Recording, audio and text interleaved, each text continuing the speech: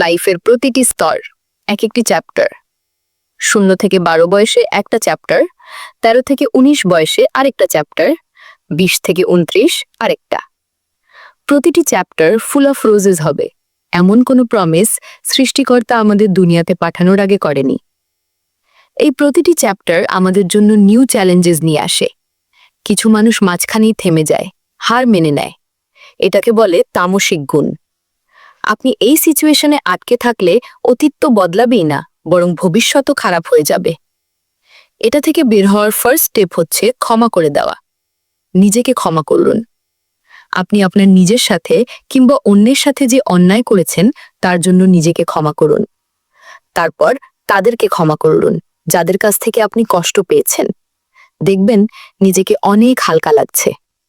তারপর ওই সিচুয়েশনকে ক্ষমা করুন যার জন্য আপনি এই দুঃসময়ে অনেক দিন যাবৎ আটকা পড়ে আছেন। লাইফে আমরা এমন কেউ নেই যে কখনো ভুল করিনি। ভুল না করলে তো আমরা সৃষ্টিকর্তাই হয়ে যেতাম, তাই নয় কি?